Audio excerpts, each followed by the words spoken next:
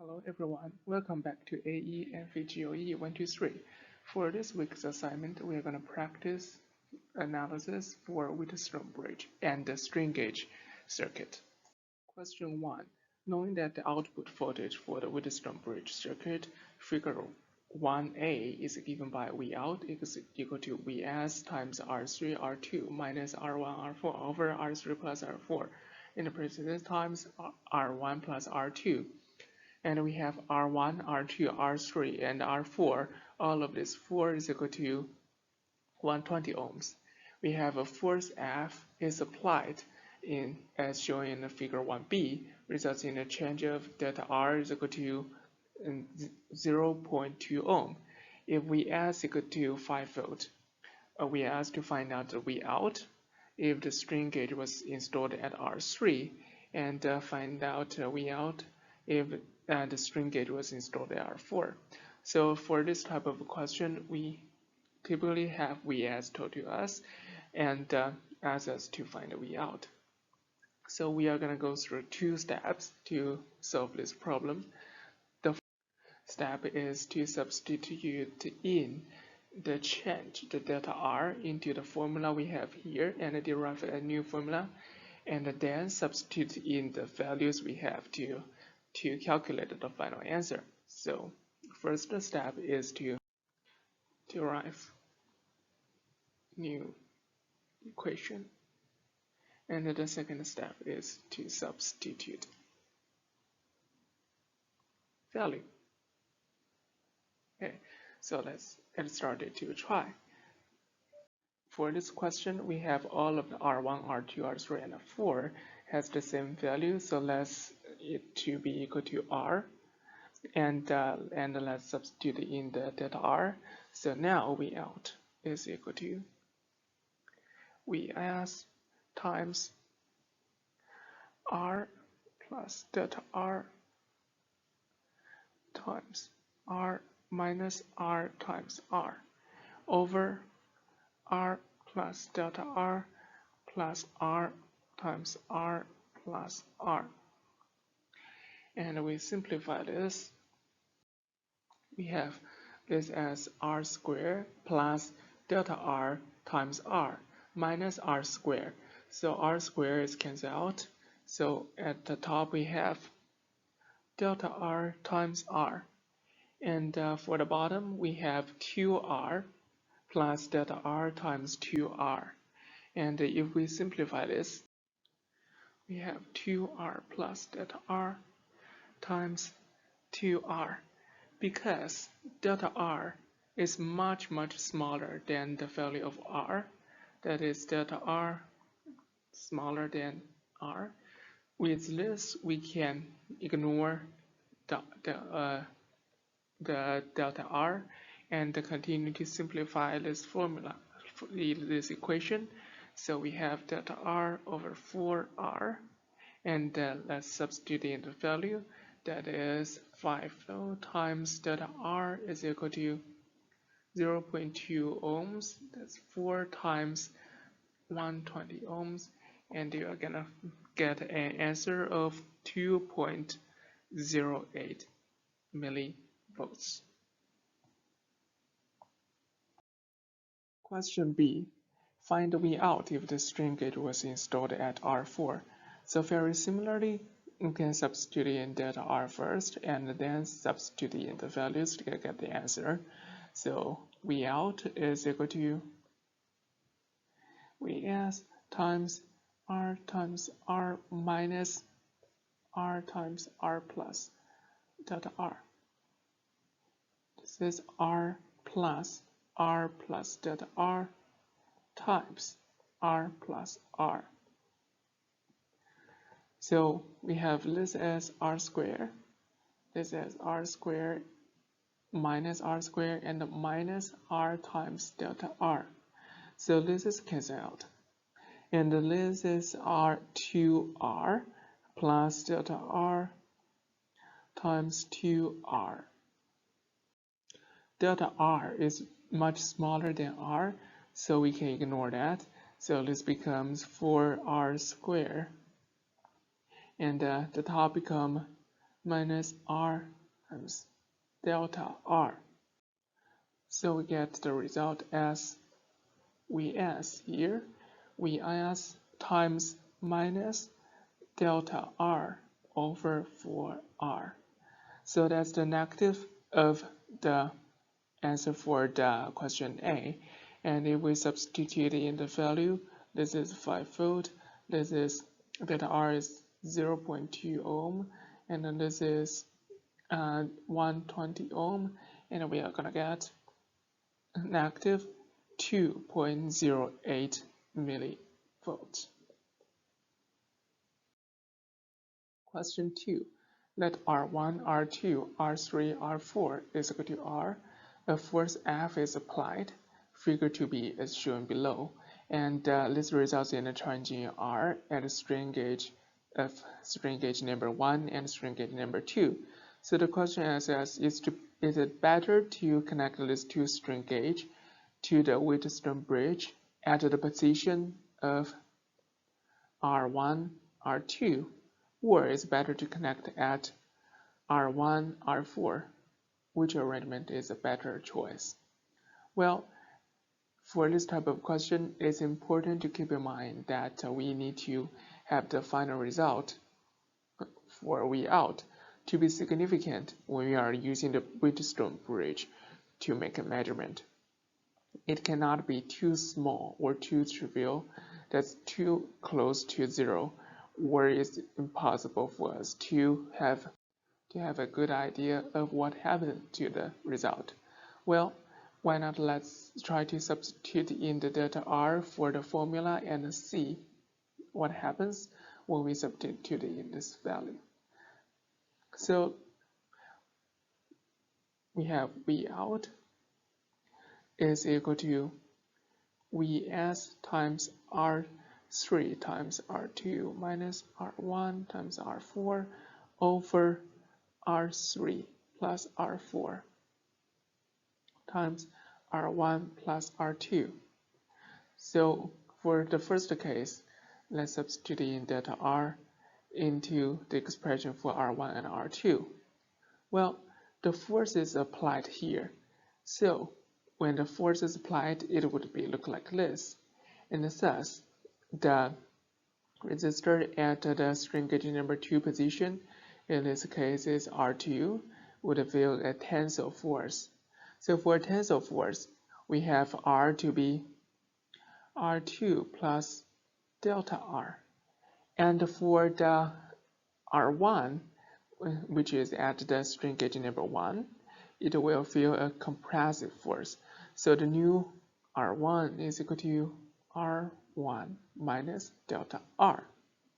So let's substitute in the new R1 and R2 and derive a new expression for the V out. So Vs is equal to 3 times R2 plus delta R2 minus R1 minus delta R1 is R4 for R3 plus R4 times R1 minus delta R1 plus R2 plus delta R2. Okay, and because R1, R2, R3, and 4 are all equal to R, so let's substitute in the R and simplify this expression. And when you substitute in this value R and simplify, you are gonna get R squared plus R times delta R minus R squared plus R delta R over R plus R times R plus R. And this is actually, that is 4R squared. And you can simplify this, you will get Vs times 2R times delta R over 4R squared. That is Vs times delta R, 2R. Well, now let's consider if the strain gauge number 1 and 2 are connected at R1 and 4. So similarly, the force is applied we have R4 here. So the new R4 is going to be R4 plus delta R. And new R1 is here, that's R1 minus delta R. So similarly, let's substitute in R1 and R4 into our formula. And we have V out is equal to Vs times R3 times R2 minus R1 minus delta R1 times R4 plus delta R4 over R3 plus R4 delta R4 times R1 minus delta R1 plus R2. Substituted in the R, we have Vs times R squared minus square minus delta R squared over 2R plus delta R times 2R minus delta R. And to simplify this, you are going to get Vs delta R squared over 4R squared minus delta R squared. Well, remember that if the R1 and R2 are connected to strain gauge 1 and 2, you will have V out is equal to Vs times delta R over 2R. What we know is that delta R is typically a very small value. So if you have delta R squared, you will get an extremely small value. So when you are calculating V out with the delta R squared times Vs over 4R squared minus delta R squared, you are gonna get a very small V out value. Because our object is to find a measurable voltage from the stress, the force applied here. So it is a better choice to choose this one because it will give us a more reasonable value of V out. Therefore, it is best to have the strain gauge number 1 and number 2 to be arranged at R1 and R2 positions. Question 3. For the following circuit, we have R1, R2, R3, and Rs equal to 120 ohms, and Vs equal to 10 volts. We are asked to find what's the value of V out. So now we have all of the 4 resistors have the same resistance value. So that's R1 over R2 is equal to R3 over R4. In this case, R4 is Rs. So this Wheatstone bridge is balanced, which means that we have a V out is equal to 0 volt. Well, specifically how this is derived, please refer to Professor's lecture slide, where you are unsure how this is derived, the formula. You can go back to check the YouTube video, and it would be very helpful for you to preparing for your upcoming midterm exam. Question B. If the strain gauge was installed at the surface of steel bar of a rectangular cross-sectional area 2 cm times 2 cm, so we have A is equal to 2 times 10 to the negative 2 meter times 2 times 10 to the negative 2 meter. And if we combine this, we'll get a square meter standard unit.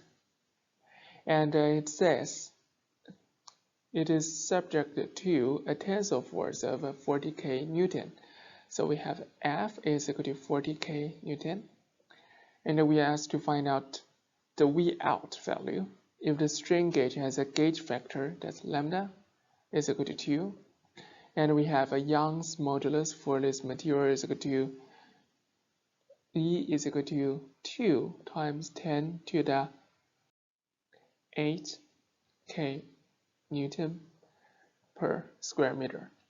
Well, the question asks us to find V out, so let's see how can we find this value. Typically, the best way to find V out is to find it in a loop by using KVL. So we can use this loop to find out V out. This is R3, VR3. This is VRS, and this is V out. So let's use the KVL. We have minus VR3 plus V out plus Vs is equal to 10. If we rearrange this, we get V out is equal to VR3 minus VRS. So the task for us now is to find out the value for VR3 and VRS. So how can we find VR3 and VRS? Well, if we observe this circuit diagram carefully, we can see that VR3 is here and is connected in series with R1. So we can use the voltage diffusion with R1 to find the VR3 value. Similarly, if we want to find the VRS here, we can, by using a voltage diffusion with R2 to find out VRS. Well, here is Vs. We know that Vs is equal to 10 volt. So the voltage across here is the same as 10 volt. Well, in order to perform the voltage diffusion, it's important for us to know the resistance value for R3 and RS, so that we have VR3 is equal to 10 volt times 3 over 1 plus R3. Vs is equal to 10 volt times RS over R2 plus RS. And for this case, we know R1, R3, and they are fixed values. And for this one, we have R2, we know, but we don't know RS if there is a force applied to this strain gauge. So our task now becomes to calculate the RS. The new RS is equal to the original RS. Let's say this is new RS. The RS originally is equal to 120 ohms. But now we have a delta RS because a force applies to it. So we have some new resistance that's different from its original value. So the task for us now is to find DRS. Well, from the formula we learned from the class, we know that the gauge factor lambda can be written like this. Lambda is equal to dr divided by r over dl divided by l, and this is actually just the epsilon, and that is, we can express it as we have, because we remember that Young's modulus is equal to E is equal to the stress over this value. So we have this can be calculated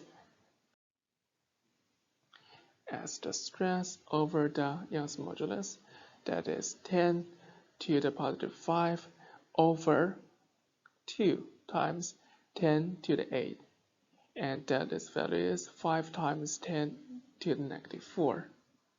Now we have this, and we have the lambda equal to 2.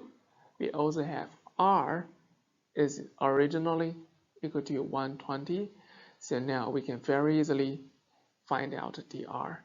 So dr is equal to 0.12 ohm. So we have DRS. We can now calculate the RS. So RS equals to 120 plus 0.12, that is equal to 120.12 ohm. So we substitute in the value here and here, and we have R2 is equal to 120. So we can find out that VRS is equal to 5.0025 volt, and we substitute R3 120, R1 120, R3 120. We have VR3 is equal to 5 volts. So VR3 is equal to 5 volt, VRS equal to 5.220025 volt. We can calculate the Vout.